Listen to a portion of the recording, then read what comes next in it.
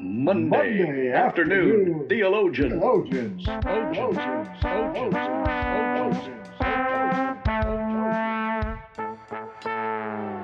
So, Rick, Yes.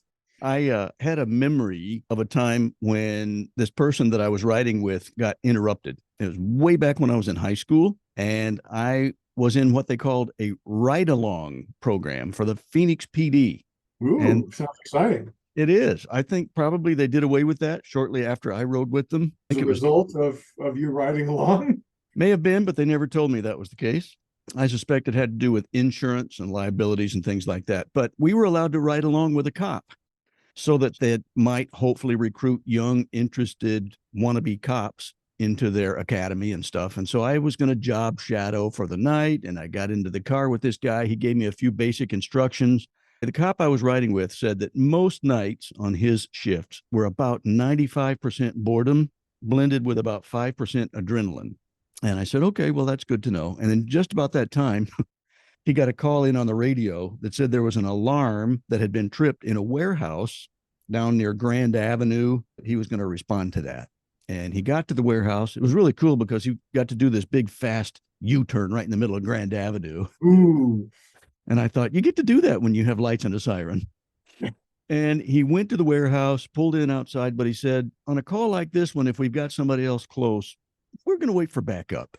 And I said, I completely concur. Since you were well literate and knew that word back then. That's right. The backup showed up.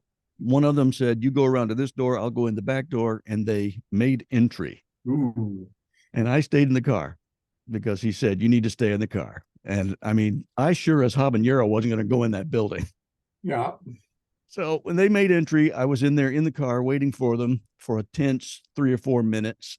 And they came back kind of laughing because it turned out it was a cat that had set off a motion sensor. So I guess you could say that that was a catastrophic interruption. I think perhaps that would be better played on an ocarina.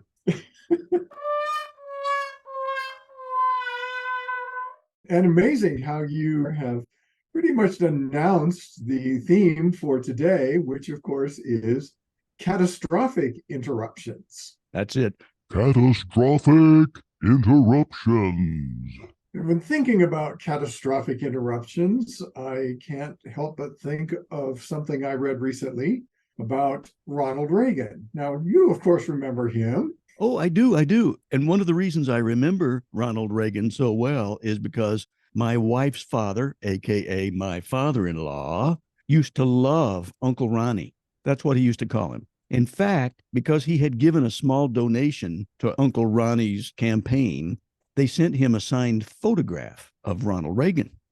And he framed it and put it on the same shelf with the other family members. So when people came by and he was introducing them to the family, he would say, this is my oldest, this is my next one. He had 7 kids, so he had to go down the line. He goes, and this is Uncle Ronnie. And then he would go right on past. That was a great joke. He loved doing that to folks. But that was Uncle Ronnie. So yes, I remember Ronald Reagan. Well, Ronald Reagan, your father's favorite president, father-in-law's favorite president, was also a great storyteller. In fact, if you ever watch any of his speeches, which I do occasionally, just because I love the way he talks, he will often start out with some sort of an amusing anecdote. Mm-hmm. And one I saw recently, he related the story of a young Republican who was campaigning for office in the Deep South. Mm-hmm. And when he announced that he was in this small farming town to share his message, a group of farmers gathered around, and they were curious because none of them had ever heard a Republican speak before. The politician didn't see a podium or a stage anywhere, so he just stepped up on a pile of residue from that cow pasture that was right next door and began his speech. And when he was done, he stepped down off the pile, and one of the farmers said, well, I got to tell you, I've never heard a Republican politician speak before. And the young man replied, and I've never spoken while standing on the Democratic platform before. Yes, indeed. Well, I tell you, I've heard a few politicians speak before, and it kind of sounded through their rhetoric that they might have been standing on such residue. I'm not sure. Yeah, and in many cases, it could be from any party, not just a Republican or a Democrat. This Yeah. is true. I'm not playing favorites here either. No. Well, I tell you, that old Ronnie Reagan was so good at that. And I must say that your beginning to that when you went, well, was a really good impersonation because he started many of his speeches and stories with, well. So, what does that story in particular about this politician have to do with catastrophic interruptions? Well, really almost nothing. But I just wanted to hear a great story from a president who knew how to use storytelling to communicate with people in a very highly effective manner. Okay. Here's where the interruption comes in. Okay. Reagan took office during a very challenging time, and he had a bold agenda that he hoped would change the course of America's future. And he outlined his plan and was beginning to take steps to right what he saw was a floundering ship. Mm-hmm. But just 2 months into his presidency, a catastrophic interruption occurred. I bet I know which interruption you're talking about. I'm sure you do. It's the one that everybody remembers. It happened on March 30th, 1981. He was exiting the Washington Hilton Hotel, and a very troubled man named John Hinckley attempted to assassinate him. Hinckley thought that his assassination of the president would impress an actress named Jodie Foster, with whom he had developed an obsession. And I think we can all agree that this would qualify as a catastrophic interruption. Oh, my, yes. And when I saw that you had listed this story as one of the things we wanted to include in this episode, I looked up a couple of other details because I'd forgotten some of those. And that's the time when the bullet that Hinckley intended to enter the president actually hit the limousine, but it ricocheted. So it ricocheted off the side of the limo, struck Reagan under his left arm, broke a rib, punctured a lung, and caused, as you can imagine, significant internal bleeding. Gratefully and rather miraculously, Reagan recovered, and he went on to serve a full 2 terms, accomplishing many of the goals that he had set out to accomplish during his presidency. And that can lead us into today's theme, which is, of course, catastrophic interruptions. Not just your basic run-of-the-mill, everyday kind of interruptions. Yeah, as I think back on that Reagan story, I think I heard the doctors say that if the bullet had penetrated another quarter of an inch, it would have struck his heart and he would have been dead, which would have been an even greater catastrophic interruption for the entire country. So we want to talk about severe life interruptions, like the one that nearly killed a sitting president. Here are just a few of the things that we would normally associate as catastrophic: natural disasters, personal catastrophes, career catastrophes, even financial catastrophes. Yeah. Oh, man. And haven't we seen a bunch of all of these in just the past few years? In the past few days. Yeah. As we speak, 2 days ago, a hurricane moved through Southern California. There were warnings and watches that had never been issued before for the cities of San Diego and Los Angeles. Yeah. Unprecedented. No kidding. And even though we've known at the time of this recording, fires have been burning across Canada for months, but there are new ones in British Columbia that are wiping out towns even as we speak. Mm-hmm. It's nuts. And because I had just come back from Hawaii doing a wedding for a dear friend of ours, we noticed that some of the places where some of the group that we had seen in Hawaii from Michigan, they had visited that one part of the island over there in Maui. And most of that one town is completely gone, just burned up. The pictures are just devastating. Incredible. So, yes, we have seen and are seeing currently in daily news some of these catastrophes that have to do with natural disasters. I've told you before about a flood that came through from all the waters that were coming down from Flagstaff, going down through Oak Creek. It turned Oak Creek into a raging river instead of just a creek through Sedona. And the little island that my grandfather had turned into a resort island was almost underwater, and we had to get rescued. So they sent a truck out, shot a line across. He hooked it up real high in a big old sycamore tree, and they carried us across with a pulley and chair.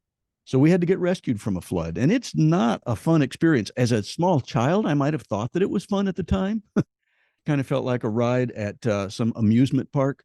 But it was pretty nail biting for a little bit. So many people who have been through floods will tell you it's a scary situation. Yeah, I just saw some film this morning from that tropical storm that dumped so much rain in the southern Sierras. And a gentleman was documenting this arroyo that when he started was a little tiny trickle of water. And you hear in the background, here it comes. And then this wall of water filled with debris, trees and brush and pushing rocks. And it went from a trickle to several thousand cubic feet per second of water because 13 inches of rain up in the mountains was all headed in one fell swoop towards Palm Springs. And the next morning, there was branches and trees and all sorts of stuff all over the roads. Bridges were washed out. And they were talking about how they needed to work on Highway 10, which is the major thoroughfare from LA to Phoenix, that was closed, and they only had one off-ramp and on-ramp set that was open, so there was miles and miles of traffic backed up till they could get the highway open. And that happened in just a matter of hours. Even though there was strong warnings for literally days ahead of time, they really didn't know what was coming at any particular place. Incredible. Yeah, the power of natural disasters, water especially, is so powerful. We also talked about some earthquakes. I know that I came in contact personally with some pastors that we know in Haiti because we were doing some training down there, and they had to establish a new tent city, just to basically almost like a refugee camp outside of the main city of Port-au-Prince after a huge earthquake hit. They call that Canaan, and it was devastating to that area. Their building codes are non-existent, and so they had all these very poorly constructed homes, many of them with concrete roofs up on the mountainside, and they just collapsed like a house of cards. It was a devastating experience.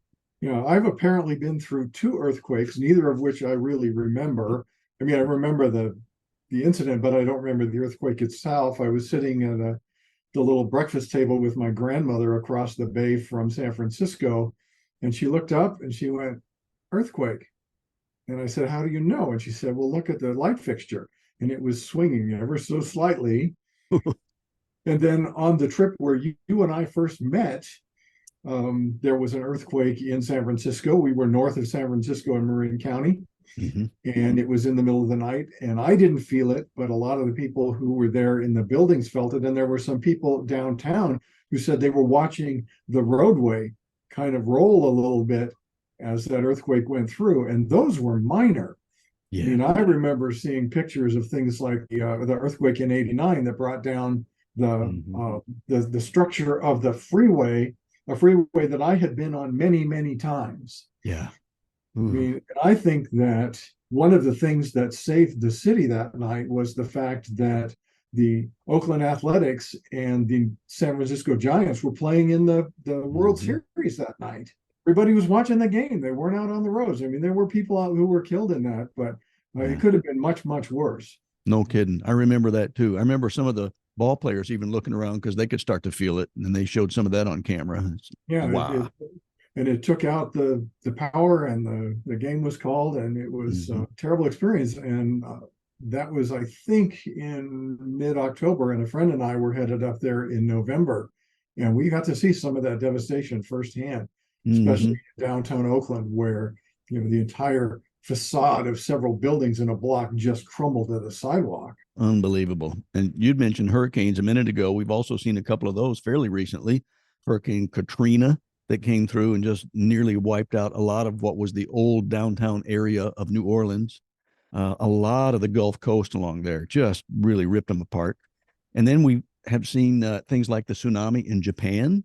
Our church was raising money to send fresh water over there immediately after that. And we saw many Christian organizations, including Samaritan's Purse and others, staying around much longer than most humanitarian aid organizations because there was so much cleanup that they could stay. Some of them stayed for months to try to get them back on their feet again. So those things are violent, and they carry such an impact to communities. And just even today, there's a tropical storm named Harold that's moving into southern Texas. We're essentially going to get the remnants of that on Thursday night, but they're stacked up across the Atlantic. I think it's 4 or 5 deep of new storms that could turn into hurricanes. Yep, just like giant jets ready to take off on the runway. They're all lined up and ready to take off. Yeah. So you're going to talk about tornadoes. Yeah, I had a friend of mine. He was my former pastor when I was fresh out of seminary, and he pastored in Ann Arbor. Paul was in a tornado in Shawnee, Oklahoma, just a few short months ago. And I called him to see if he was okay. He said, "Yeah, I'm fine." He said, "I was in my truck, pickup truck, in the drive through at the bank, and everything started to come around me." And he said, "Sometimes there's about three different bangs on my windshield where debris was flying in there. I thought it was going to come right through the windshield and get me, but it didn't." And he said there was a building right across the street from the bank and over one building, and that one was wiped right off its foundation. And I said, "So how's your truck?" And he says, "Well, it looks kind of rough." He said, "It's still drivable. It'll make a good work truck, but it doesn't look too pretty right now." He said, "There's not a thing on it that hadn't been damaged."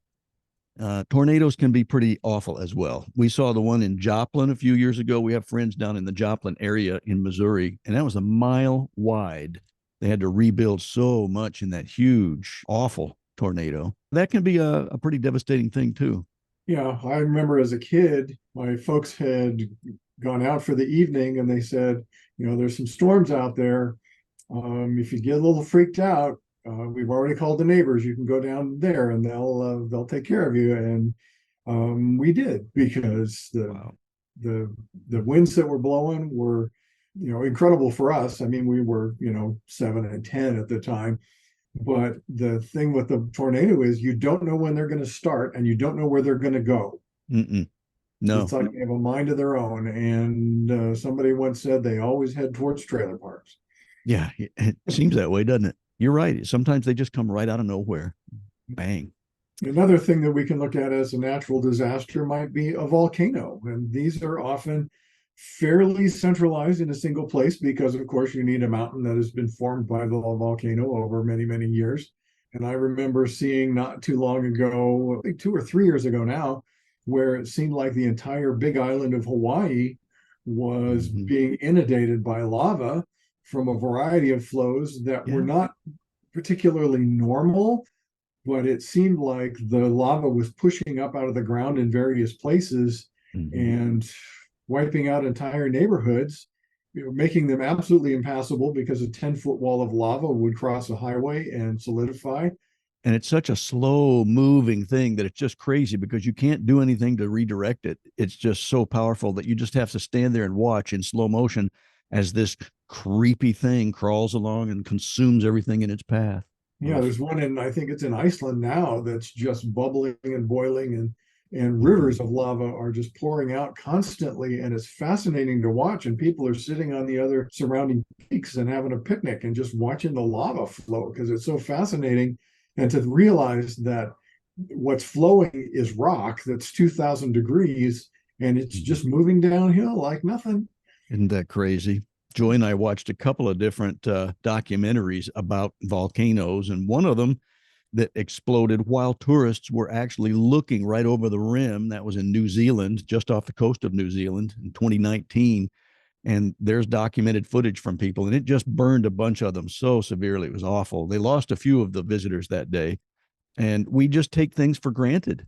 There are a couple of other documentaries that showed a lot of volcano watchers, and they were down in a valley pretty far away from a volcano, but the pyroclastic blast was so quick that it just swooped down upon them and just burnt them up in a split second because that huge, powerful rush of hot wind is so hot that it's just whoosh.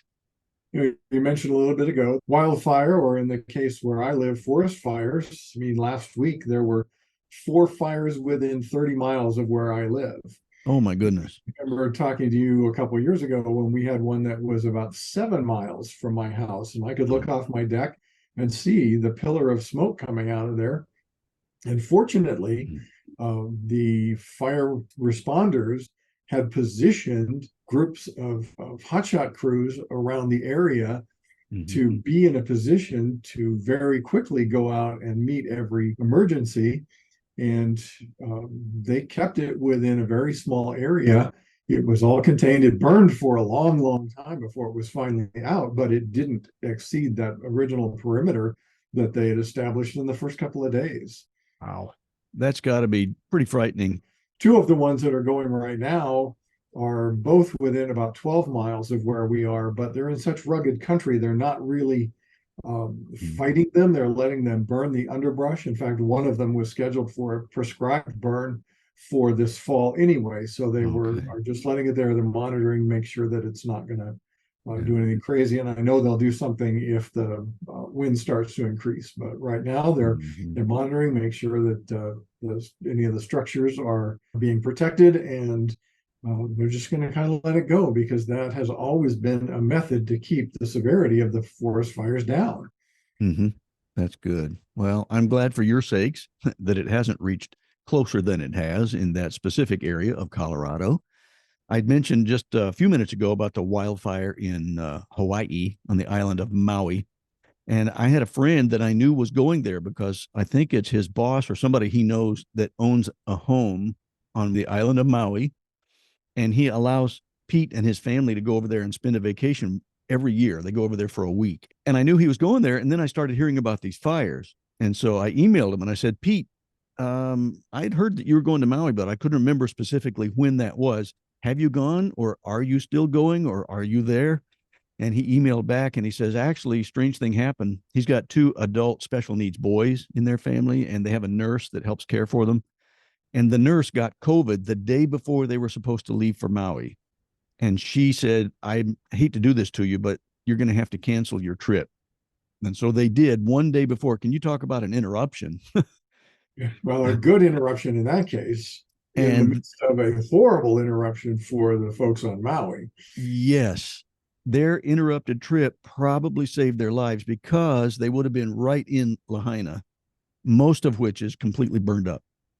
I saw some footage of people that had to rush into the sea, and they documented some of it because that was the only place where they could escape from that fast moving fire that was at 60 miles an hour. It was just blowing through there like they just hadn't seen before, just wiping out everything in its path. Pete is extremely sorrowful about the loss of life on Maui, and he feels it much more deeply than some because they would have been there. Just devastating. Yeah. But those are not the only things that can devastate us in the catastrophic interruption category. Some of us, you fortunately not, but me twice, have experienced a divorce.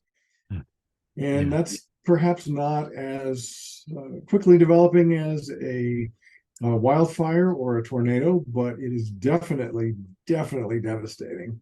Yeah. To the point of, not just the emotional part of it, but the financial. In our case, neither one of us could afford to pay for the mortgage on our own. And so the house went back to the bank, and that kind of messed things up for a number of years. Yeah, my goodness. I have known several people who have gone through the awful grief of divorce and then recovery after that. And you can tell why it's out of love that God says in the Bible that he hates divorce. Doesn't mean that he hates divorced people, but he hates divorce. And I think divorced people would say, yeah, we hate divorce too. Yeah. It's not fun. There is the death of a parent or child, something that none of us want to experience. And yet, obviously, it happens a lot. I was serving on staff at that church in Ann Arbor at the time with Paul Calmes, my friend who just survived a tornado recently, when another good friend of ours, Thelma Sibley, she and her husband had adopted a little girl named Nancy, and she was an infant. So she was a brand new baby when they were able to take her home. Nancy just happened to have been born on the very same day as our son, Clark III. And so Nancy and Clark, we knew were going to be destined to get together when they were older, or so we thought. They played together in the nursery. But when Nancy was 5 years old, a tragedy struck that family because she was at preschool and she was up on the slide. The bell rang. All the kids were running in to be able to go away from recess and get back into class. And she had a drawstring around the hood of her coat. And when she started to slide down that plastic slide, the drawstring caught, the knot of the string caught in a crack in that slide where the 2 pieces of slide come together, and it strangled her. And they got to her too late. She had already passed away. And Joy and I were up in the hospital waiting for that news to come in. Thelma has never been the same since. I mean, she's clinging to her faith. She loves the Lord. She said, this is not God's fault. I don't blame him. But you can imagine that the grief has been overwhelming and has done a number on her. It's been a very difficult experience for them. So yeah, death of a parent or a child can be just a really, really tough situation. Yeah, I mean, and it comes in so many different ways. I mean, I experienced loss of a parent at 14. My mother had cancer and, a very long, painful struggle that she couldn't recover from. Just devastating. And then many years later, my dad, again, cancer got him as well, but he was only 67, which is the age that I am now. Yeah. And fortunately for my wife, both of her parents are still going strong. They're in their mid 80s, but they lost a son to suicide about 20 something years ago, which is just it's just devastating to an entire family. Yeah. And these devastations make this kind of a downer theme today. And yet we're hoping that as people start to resonate with some of that and think, oh, yes, I've experienced this one, or I know somebody who's experienced that one, there's a point to that. And we're going to get to that in a minute. But we just wanted to touch on some stuff that hopefully will kind of bring some things to mind, because there is purpose behind even the difficult things that happen to us in life. And some of those things that happen besides the ones we've talked about can include some other stuff. Tell us about a couple of those other ones. Well, one of the things that we look at that I think will affect pretty much anybody, especially now more than maybe 20 or 30 years ago, and that's the loss of a job. Something within your career that you weren't expecting. It could be even not necessarily the loss of a job, but a change of job that has a lot of repercussions within the family life or the location or those kind of things. Good friend of ours from our church family, his name is Ed, and he was so systematic about it. And fortunately, he had used some very biblically wise principles to save money back for a rainy day. And he was very frugal. He and his family, they didn't overspend. They weren't upside down in their house. So he was preparing for just such an eventuality, not knowing when or if that thing could happen, but it happened. Job downsized. He lost his job. So he just systematically started living off of some of the savings they had set back. And he had a spreadsheet. He said he wound up getting a total of over 250 possible jobs, and he checked on every single one of those. It took him, I think he said, a year and a half before he finally got his first real serious interview. And he got back into a really good job, and that job led to our daughter being hired at the same place, and she got a really good job, started as a temp, and they loved what she was doing. So then she got promoted, and the rest is history there. But that's one of those situations that God brought so much good out of something that could have been very catastrophic. And I'm sure that both Ed and his wife went through a lot of grief in that time, not to mention the fact that his wife also was struck with a couple of physical things that happened right around that same time. So they really went through a lot for that year and a half. Yeah, and as you said, it can come out of nowhere. The company goes out of business, it's bought out by somebody, and they right size the personnel, and people are let go. Yeah. But something that seems to be occurring more frequently, even in just the last 6 months, is people who are let go or wrongly fired because of something they wrote on social media, something within their belief system, maybe liking a piece of social media that seems innocuous, and the next thing you know, they've been suspended from their job. And I have a feeling that we're going to see a lot more of this. In fact, what have we seen recently? Somebody who was not able to get into the foster care program because they were a Christian, or there are places where they, in essence, maybe not in so many words, but will say Christians need not apply for the job. And we look at these things and we say that seems unethical and perhaps even immoral, but it's happening more and more. And I believe because of what we see going on in the world, that it's going to be happening more frequently the closer we get to the second coming. There are also financial difficulties that can become interruptions to our life. Huge bank failures. Amazingly, the government seems to be able to bail banks out. And so sometimes the CEOs of banks wind up with a golden parachute retirement plan, even though a lot of the people down where they need to get that bailout money so they could have saved their homes, they're not so fortunate. But we do see a lot of bank failures. And we remember the big Enron scandal within my lifetime that was huge.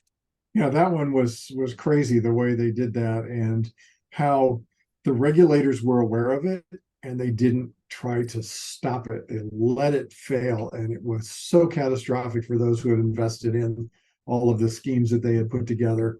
Yeah. And sometimes it's not necessarily something within the grand business scale, but something that is kind of smaller in scope, but people getting scammed, whether it's out of money or property or any number of things. And I think you have a personal story that goes with that. Oh my. Yeah. My own dear mother, who's in heaven now, was getting ready to try to sell their home. My father was unable to help with that situation at that point because he had Parkinson's, and unfortunately he developed dementia as well.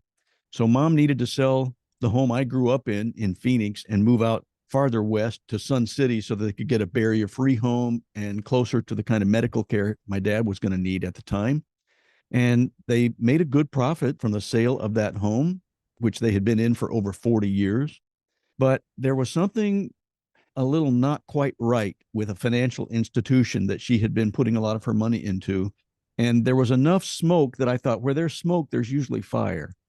And I recommended that she not put the money in that institution, because if the government really started to do an investigation, which a lot of people thought might happen, they were afraid that that foundation would probably falter. And sure enough, she trusted everybody in that foundation because she'd been doing business with them for so long. She goes, oh, they would never do anything like that. I trust them. She put every penny that she made off the sale of that house into that foundation. 2 weeks later, the assets were frozen. She wound up losing about half of what she had placed in there, because they did sell some assets over the next couple of years, and they started paying back what they could to some of the investors. But she only saw about half of that money coming back eventually.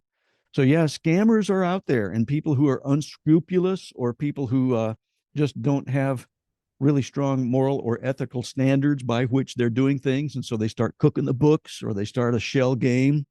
It's just that kind of stuff is rampant these days. And that can create a huge disruption to our lives, a major interruption. Something else we see is one of those things that happens in an instant, but can have repercussions for months or even years. Car accident. I've been fortunate. I've been in a number of accidents in my lifetime, but none of them have been catastrophic, but they certainly could have been. I remember a particular day when, out of a whim, I took a turn that I didn't need to. And when I got to a position a couple of miles away, I looked down one of the major thoroughfares, and there was a huge column of black smoke where a tanker truck had turned over, a gasoline tanker truck had turned over and caught fire. And I would have been in that intersection at the time that it happened. You just never know. And I think you have a story that goes with something like that as well. Yeah, my wife's cousin, Lainey, was married to a young man named Paul Townsend. And Paul and Lainey were on their way back from something on the freeway, and a drunk driver crossed the center line, hit him head on. Catastrophic. It's amazing that either of them survived, but they both survived. Paul was the most mangled. I mean, he just broke so many bones in his body. He had a head injury, closed head injury, took months and months to recover. Amazingly, even though they were both hurt, he managed to claw his way back with lots of rehab, got a really good job at a major, pretty high-end hotel in the northern part of the Valley of the Sun in the Phoenix area, helping plan big events. And he was great at it. He had the right kind of personality for it. And they just drew closer to God in their faith rather than blaming God for anything, because they knew that wasn't God's fault. If anything, their faith grew because they continued to trust him on the day-by-day things they had to face after that catastrophic car accident. It can be just devastating in that situation. I mean, even a little one is inconvenient and causes small interruptions, but something like that goes on for months. Yeah. Some of our fellow theologians may have experienced something like a burglary or a robbery. I had a situation where someone I knew and trusted after hours went into my little flower shop and took all the cash. And I eventually got it back, and it was not necessarily a huge deal just because it was a relatively small amount of money, but that relationship has never been the same. Yeah. And then you see things like, I watched the film, there had to be 30 people with black masks on going into a major retail store, and in about 2 minutes, they had stolen $300,000 worth of merchandise. And you just go, how do stores survive that? Mm-hmm. Incredible. Man, oh man, oh man. Well, we're talking about an awful lot of different ways that we can have catastrophic interruptions, not your day-to-day milk toast interruptions, but the real biggies. What do you do when your life gets catastrophically interrupted? I know, you throw your hands in the air and you run around and you scream. Ah! That's kind of what happens when I get catastrophically interrupted. Yes, that's my first reaction. That's the fleshly reaction. Or some people can crawl into bed and stay there for 2 weeks because they're so debilitated by that. And it's understandable. And they just hope that when they wake up, it will have all been a nightmare and it'll all be better. But that doesn't usually solve the problem either. Yeah, those two things are probably not the best way to do it, although you may have a moment of the first and a day or two of the second. And then perhaps you can remind yourself of God's provision in the past. And you can remind yourself how all of the things that we have, whether it's the house or the car or the stuff in the house that was stolen or our physical health, those are all just temporary things while we're here on earth. Yep. And I got to tell you, because I'm kind of musically wired, as I've mentioned, one of the ways that God speaks to me the most and helps me remember all of his provision in the past, it's music. And I've got some good go-to groups that I like to listen to. So if I've had a big interruption or if I've had a catastrophe that's really rocked my world, I tend to find some alone time where I can put my headphones on and just listen to some good music. And one of the things that really spoke to me in the midst of the pandemic, which was a pretty big interruption in a lot of people's lives, it was a group from, I believe it was Elevate Church, and there's a song called Talking to Jesus. And it's such a beautiful song, and it's talking about the need for us to just continually have that ongoing conversation with Christ. And we can talk to him anytime about anything. And when we do, he gives us perspective and he turns our situation around. And it was kind of a ballad. And so this guy was talking about how he used to see his grandmother do it, and he thought she was kind of out of her mind a little bit. But then she taught him the importance of prayer. And then he grew up, he got married. Now he's got a 15-year-old kid, and he's teaching that 15-year-old that in order to navigate the difficulties of life, the catastrophic things of life, you really need to learn how to talk to Jesus. And so that's been really important to me. Music really helps me get in tune with that. Reading the Psalms is another really good thing to do when we're catastrophically interrupted. And I shared my story several times. I'll do the really quick version about it. When we moved from New York to Michigan, there were 3 things that happened that were just incredible in that catastrophic interruption of my life that taught me that God's ways are not my ways. First of all, I was reading the Psalms when I was just tearful and heartbroken because things weren't working out in New York. And I read the Psalm, and there's one little line in there that said, "The Lord is close to the brokenhearted." And God spoke to me through his spirit in that verse. And I felt like, he's got this. He's got my back. It's going to be okay. Then there was this phone call from this guy in Michigan after I had sent a resume out to a few folks. And he said, "You're not going to believe this." And I said, "Try me." He said, "There's a church in southeastern Michigan." They had already gone through the process of a search. They'd called a guy. He had said yes. He was going to move up here from down south and start doing a revival in 2 weeks. And that was going to launch his ministry there. And he said, but in his prayer time, the Holy Spirit told him, "No, you have to stay where you are." He said, "So that church is kind of throwing up their hands saying, 'What do we do now? Would you like to talk to them?'" "Yes, I would." And he said, "Since you're in New York and they're in Michigan, can you do a conference call for your first interview?" And we had the conference call, and everything else is history. We came back to Michigan. The third thing that happened that God did that was miraculous, that turned around that catastrophic interruption in my life, was that we had to plunk down a credit card to rent the U-Haul truck so we could move back. I didn't know how I was going to pay it. We weren't going to get paid until after the first month's work when we hit the new place, and I didn't have any money in the bank.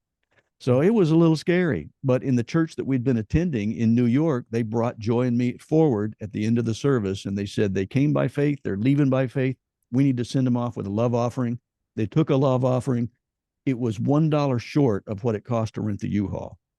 And that's the one where The seventh grade humor in me wants to say, God, you're $1 short, but I didn't.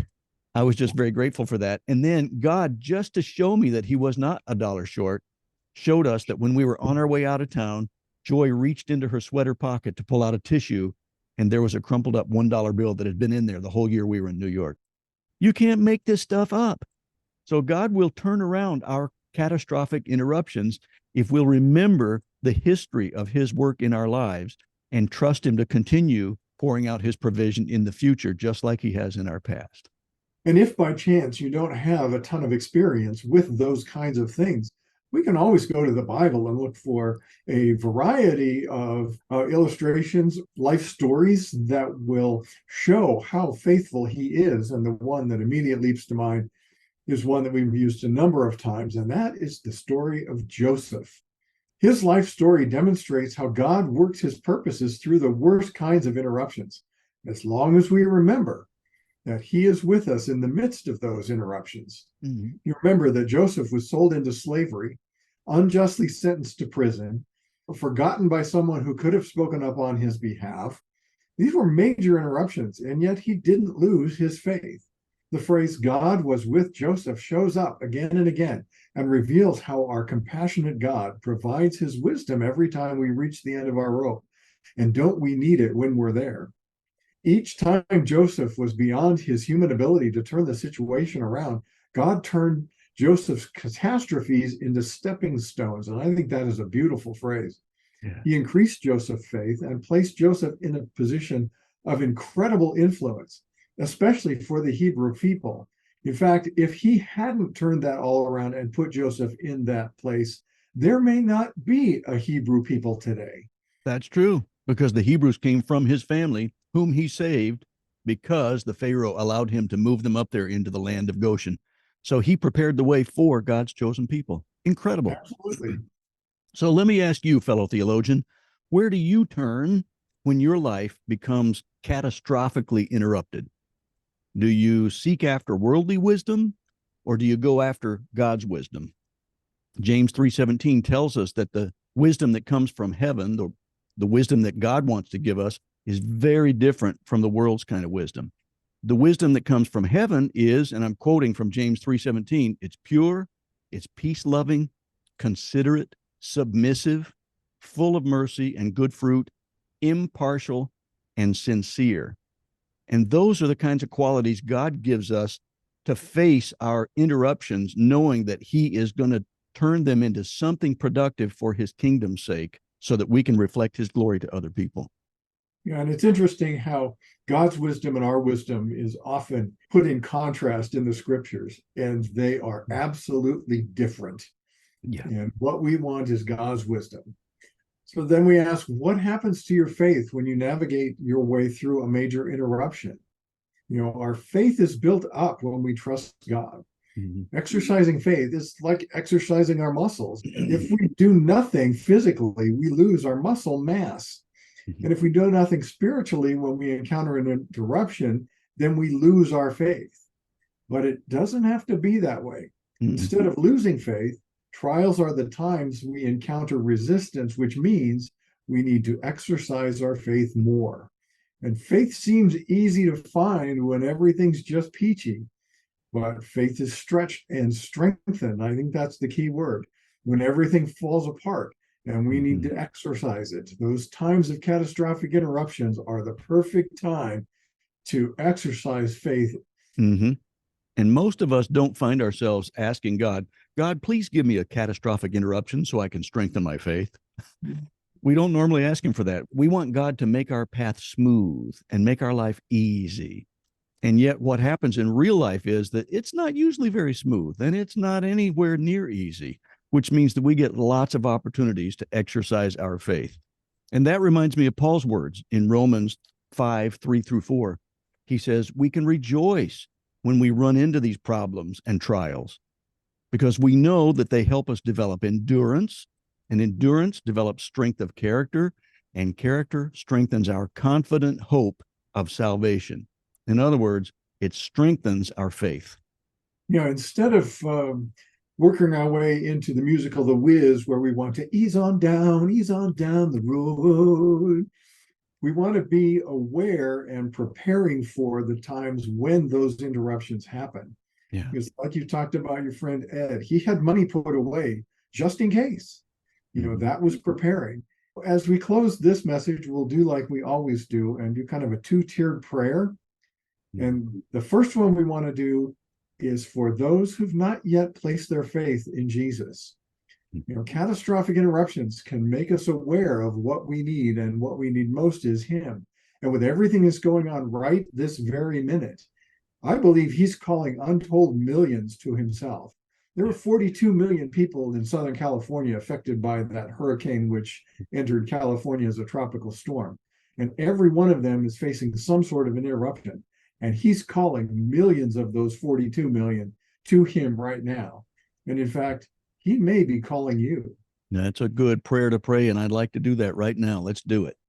Lord, I do lift up whoever might have experienced a catastrophic interruption, maybe experiencing one even right now. And we do pray that you will become real to them, that they'll reach out to you, because we know that these interruptions can be the very things that propel us to you. And that's the best thing we can do. You're the one we need to run to when we have an interruption like that, especially a catastrophic one. So I pray for those who might be able to say, God, I need you because I recognize that my life is falling apart. This catastrophic interruption is more than I can handle. And I need to see your wisdom to know how to face the next steps. I don't even know what the next steps are yet. So I need you to show me, how do I navigate this? Who do I turn to?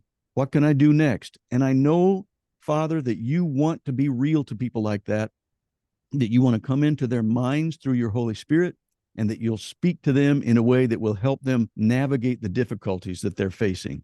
And I thank you that you show up for people when we call out to you, because you're close to the brokenhearted and you always answer those who call upon you. So if somebody's calling upon you right now, as I pray they will, I know that you're going to answer them. And I thank you for your forgiveness for them when they realize that they have done wrong, when they've done things that have made you angry or sad, and that I know that you have that better life in store for them, not because you're going to make their way necessarily easy, but that you're with them through the difficulties, showing them how it becomes purposeful. And I pray that you'll do that. So thank you for saving everybody who calls upon your name and wants you to become the Savior and Lord of their lives. I pray that that'll be happening with so many right now, perhaps even as a result of an interruption in their life. And I pray these things in Jesus' name. Amen. Amen. And perhaps our fellow theologian has been walking with the Lord for years, but has forgotten how much He's done for them in the past, especially if a major interruption is disrupting their comforts in life. As a theologian who's suffering something like that, you may need to remember His provision in the past and trust His purpose-filled provision in the future. Clark is going to pray for exactly that for you. Yeah. Let me offer a prayer, sample prayer, and you could pray something like this in your own life as well. Lord, it's so easy for me to become complacent and ho-hum about my relationship with you. And I don't want to do that. I recognize that when my faith needs to be stretched and strengthened, that really becomes clear to me through the interruptions of my life and sometimes the catastrophes. And I am reminded that you have seen me through previous catastrophes, and I know you can do that again. And forgive me for becoming complacent. Forgive me for not exercising my faith more. Help me to really stretch my faith and to step out in faith right now by trusting you, by hanging out with other people who are trusting you, by looking into your word, by regularly worshiping, both corporately and individually. All these things that can help strengthen my faith and help prepare me to become so purpose-filled in how I'm navigating this catastrophe or this interruption in my own life. And I thank you that you will do that. Thank you for reminding me that you're always there for me, even though maybe I have forgotten about how close I need to be and want to be with you. I'm drawing near to you again, and I thank you that you're so quick to forgive me and to welcome me with open arms as your own dear child. And now help me through this interruption in my life. I pray in Jesus' name. Amen. Well, that was a lot of stuff, but catastrophic interruptions come in a variety of ways. Don't they, though? The good news is it's not a surprise. God knows what's happening in your life on every level at every moment. Yep. And he's waiting there to be the most important part of your life, regardless of what's happening in your life. We can trust him, and he never sleeps. He even knows what you're going through in the middle of the night or at 2:30 a.m. if you're fretting about something. He is busy at work, and he wants to work in your life too, fellow theologians. So we just encourage you to trust him.